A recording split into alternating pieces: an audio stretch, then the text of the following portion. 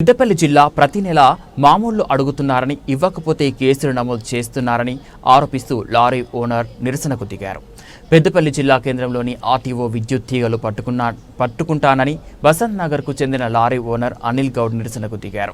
RDA అధికారులు మామూలు ఇవ్వనందుకు తన లారీపై కేసు చేసినట్లు, ఒక్కో లారీకి నెలకు 8,000 లంచం వసూలు చేస్తున్నట్లు ఆరోపించారు. ఇప్పటికైనా అధికారులు మామూలు వసూలు చేయడం మానుకోవాలని డిమాండ్ చేశారు.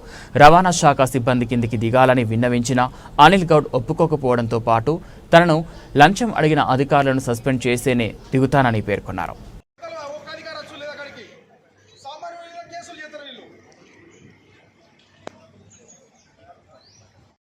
కేసు చేసేడు సార్ కేసు చేసిండు కాంట పెడతా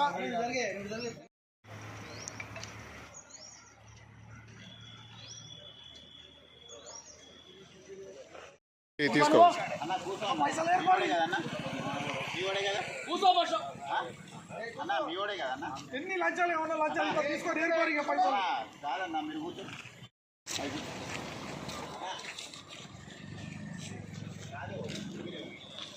అంటే నా ప్రాణం కావాలనుకుంటారు అధికారులు. నా ప్రాణం తీసుకున్నాకనే వాళ్ళు సంతోషంగా ఉంటారు కావచ్చు.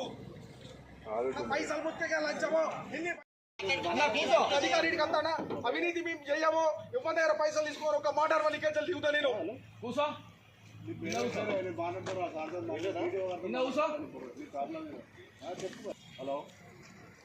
కేవలం 1 నిమిషాలు పైసలు కొట్టడానికి చేసేది నా బండి మీద.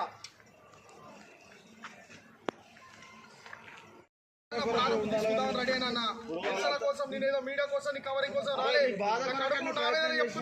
నేను నా ప్రాణాన్ని తీసుకురావాలి వచ్చిన సామాన్యులతో వీళ్ళు ఆటలు ఆడుకుంటారు.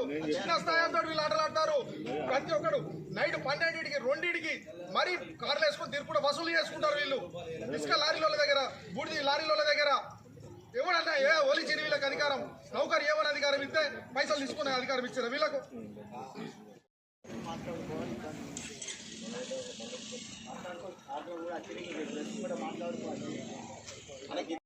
దండం పెట్టి చెప్తాను, మీరు లెటర్ పెట్టరు సార్ ప్లీజ్. దయచేసి మనకు పెద్దపల్లికి ఒక మంచి పేరుంటుంది సార్. ఈ అవినీతి అధికారులతో పెద్దపల్లి జిల్లాకు పేరు మొత్తం నష్టం అవుతుంది సార్. ఇక్కడ క్లీన్ చీప్ 7 ఎమ్మెల్యే సీట్లు గెలిచిన కాంగ్రెస్ వీళ్ళు అవినీతి దోసుకోవడానికి సార్ వీళ్ళకి పదవులు అధికారం ఇచ్చింది. ప్రభుత్వాన్ని మార్పు వీళ్ళు దోసుకోవడం సార్ మా దగ్గర. లారీ మొత్తం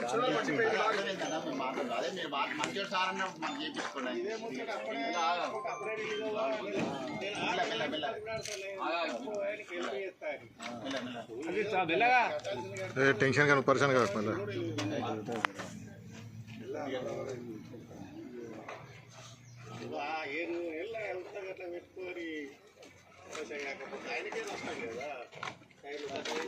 జస్ట్ 40,000 రూపాయలు లేనందుకు 8 నెలల నుంచి లారీ ఉన్నది. 40,000 లేనందుకు 10 లక్షల నష్టం చేసిండు ఒక అధికారి. జస్ట్ ఆయనకి 8,000 రూపాయలు ఒక 5 నిమిషాలలో ఫోన్ పే చేస్తే నా బండి కేసు కాకపో అది సార్ కూడా తెలుసు. 10 బండ్లు నాతో పట్టుకున్న ఇడిచిపెట్టారు. సంత నా బామ్మారిది కూడా ఇడిచిపెట్టిండు. నా దోస్తులో ఇడిచిపెట్టిండు సార్. ఇడిచిపెట్టిండు ఫోన్ పేలో ఎవిడెన్సులు చూపించిన వాళ్ళకి స్క్రీన్ షాట్ నాడు కొట్టి పంపితే నా దాని మీద కేసు చేసిండు. ఆర్థిక స్తోమత దగ్గర పైసలు లేక నీ బండి ఇడిపించుకోలేకపోయినా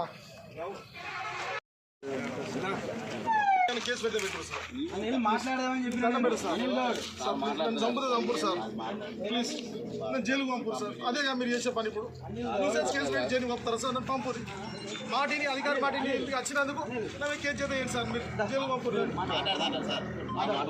మీ మీద respect sir. Sir sir sir sir మీరు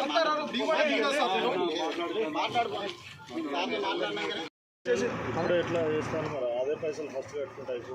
నేను కట్టుకుందామని వచ్చిన మళ్ళీ పంపి అధికారి పైసలు ఇవ్వడానికి కేసులు అవుతానే సార్ అంటే ఆ పైసలు తీసుకోకుండా నేను మాట్లాడతాను అని చెప్పాను సార్. పైసలు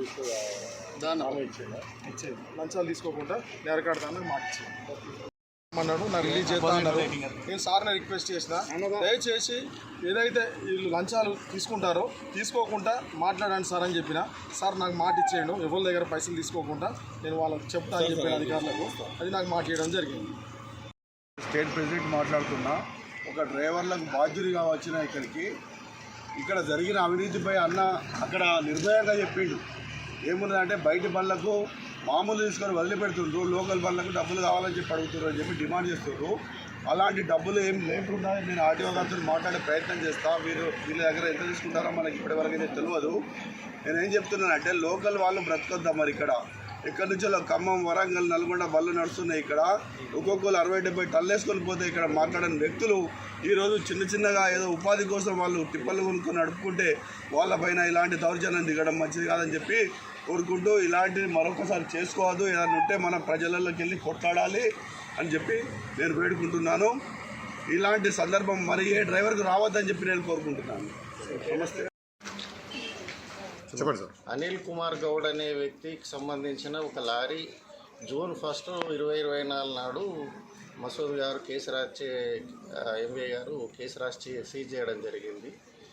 అయితే వారిని పలుమార్లు పిలిచి దానికి ట్యాక్స్ క్యాలిక్యులేషన్ చేసి వారికి హెల్ప్ అయ్యే విధంగా చెప్పడం కూడా జరిగింది. నిన్న డీడీలు పట్టుకొని వస్తా అన్నారు.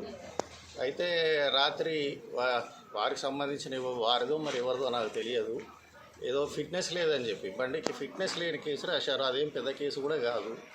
అది కారణంగా చూపించి ఆయన ఏదో నేను చనిపోతానని లారీ మీద కాలబెడతానని అది ప్రయత్నం చేయడం జరుగుతున్నది. దానికి సంబంధించి పోలీసులకు కంప్లైంట్ చేయడం జరిగింది. చర్య తప్పకుండా ఆయన మీద చర్య తీసుకుంటారు. అది ఓవర్లోడ్ ట్యాక్స్ లేదు. అప్పటికే 6 నెలల ట్యాక్స్ లేదు. ఆ బండికి ట్యాక్స్ లేనందుకు సీజ్ చేశారు. అది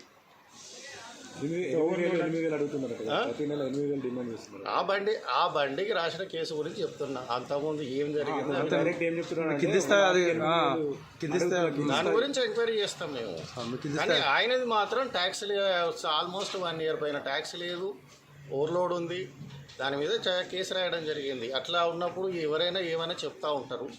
ఏదైనా ఉంటే మేము ఎంక్వైరీ చేసుకుంటాం. మన కింది స్థాయి అధికారులకు ఫోన్ పే చేసినవి కూడా సరే, అవి ఏమన్నా ఉంటే కంప్లైంట్ చేసుకోమని పై అధికారులకు ఎంక్వైరీ చేస్తారు, చర్య తీసుకుంటారు. అంతేగాని ఇప్పుడు వారు ట్యాక్స్ కట్టకుండా తిరగడం అది ఎంతవరకు కరెక్ట్? అది నా బండి మీద ఓవర్లోడ్ లేదు, ఓవర్లోడ్ వెళ్తున్న వాహనాలను వదిలిపెడుతున్నారు. 8,000 అయితే ఎవరు ఇస్తారో వాళ్ళ. అవునండి, ఏదన్నా ఉంటే వారు కంప్లైంట్ చేయాలి, పై అధికారులకు ఎంక్వైరీ చేసుకోవాలి వాళ్ళు. ఏదంటే అంతేగాని వారు అఫెన్స్ చేసుకుంటూ పక్క వాళ్ళని వదిలేయడం అనేది ఎంతవరకు కరెక్ట్ అవుతుంది? అది థ్యాంక్ యూ. వస్తున్నారు. నాకు 2 టిప్పర్లు ఉన్నాయి. టిప్పర్లు నడుపుకుంటూ జీవనోపాధి పొందుతాను నేను. నా లారీ 585 లారీ మీద గత 8 నెలల కింద కేసు చేసారు. మళ్ళీ కేసు అయినాక మళ్ళీ ఇంకో కేసు, ఒకటే అధికారి 2 సార్లు కేసులు చేసాడు. సార్ ఇదేంటి సార్ అని అడిగినందుకు, నువ్వు పైసలు ఇస్తే మీద కేసు చేయ 8,000 రూపాయలు ఇవ్వాలన్నాడు. నేను ఇవ్వనందుకు కేసు చేసిండు నా మీద. సరే కేసు చేసిండు కానీ ఆర్థిక స్తోమత లేక పైసలు లేక నేను బండి ఇడిపించుకోలేకపోయినా. నేను నచ్చి బండి ఇడిపించుకోకపోతే నచ్చి దీన్ని ఇడిపించుకున్నాను. పైసలు రెడీ చేసుకున్నాక నా బల్ల నెంబర్లు ఇవ్వన్నారు. బల్ల నెంబర్లు ఇచ్చే కర్మానికి నైట్ 12ంటికి మళ్ళీ ఒక అధికారిని పంపించి ఇంకో బండి మీద కేసు చేయడం జరిగింది నైటు. ఇట్లా సామాన్యుల మీద, చిన్నోళ్ళ మీద దొరకబట్టుకొని కేసులు చేయడం. దాదాపు నేషనల్ హైవే పేరు మీద వందలాది బళ్ళు ఓవర్లోడ్ బళ్ళు పోతాయి. ఒక్క దాని మీద కేసు చేస్తలేరు. 30 టన్నులు పోవాల్సింది 70 టన్నులు పోతాయి. 100 లారీ ఇట్లా పోతాయి. ఇప్పుడు ఇక్కడ ఆపిన అక్కడ కుందరపల్లి కాడ నాగులమ్మ కాడ ఆపిన బండ్లు అక్కడ ఒక యాక్సిడెంట్ కూడా అయింది. వ్యాన్ లారీ ఓవర్లోడ్ బండి గుద్దుకున్నది. ఆ బండ్ల మీద కేసులు చేయరు వాళ్ళు. ఎందుకంటే వీళ్ళకి ఏమి అప్పచెప్తారో తెలియదు, ఏమి ఇస్తారో తెలియదు. మా చోటు చిన్నోళ్ళ మీద మాత్రం ఎక్కడ దొరికితే అక్కడ కారు వేసుకొని ముందర పెట్టి బండి పెట్టి కారు పెట్టి జబర్దస్త్ డ్రైవర్ గాళ్ళని కొట్టి వాళ్ళ దగ్గర చాబీలు గుంజుకొని సంతకాలు బలవంతంగా సంతకాలు పెట్టించుకొని అక్రమంగా కేసులు చేస్తారు. దయచేసి ప్రభాకర్ అన్న ఈ అవినీతి అధికారులని ఇక్కడి తక్షణమే సస్పెండ్ చేయాలని కోరుతున్న పొన్నం ప్రభాకర్ అన్నని. ఈ అవినీతి అధికారులు ఇంతకుముందు పెద్దపల్లి ఈ దందా లేదు. అధికారులు మంచి అధికారులు ఉండే. ఈ అధికారులు వచ్చిన కాంచాలి, ఒక 4-5 అధికారులు వచ్చిన కాంచాలి ఒక ఎంఆర్పీ రేట్ అని పెట్టిన ఒక లారీకి 8,000 రూపాయలు, మళ్ళీ మీడియేటర్కి 500 రూపాయలు చొప్పున 8,000 రూపాయలు ఇస్తేనే లారీ బరాబర్ రోడ్ మీద తిరుగుతాడ. పేపర్లు ఉన్నా లేకున్నా 8,000 ఇవ్వకపోతే మాత్రం ఏదో ఒక కేసు, డ్రైవర్ మీద ఏదో కేసు, ఓనర్ మీద కేసు, ఏదో ఒక కేసు చేసి బండ్లను సీజ్ చేస్తారు. దీన్ని అరికట్టాలని మేము బ్రహ్మ ప్రభాకరణ కోరుతాను. ఈ ఎక్కడైతే ఈ అధికారులు ఉన్నారో వీళ్ళ మీద ఈడీ అధికారులు దాడులు చేయాలి, ఐటీ వాళ్ళు దాడులు చేయాలని మేము గవర్నమెంట్ను కోరుతున్నాం. డబ్బులు ఇచ్చినా ఇప్పటికి నేను ఇచ్చిన ఫోన్పేలు కూడా నా దగ్గర ఉన్నాయి. వీళ్ళు ఎవరికైతే ఫోన్పేలు చేసినా ఫోన్పేలు కూడా నా దగ్గర ఎవిడెన్స్ ఉన్నాయి.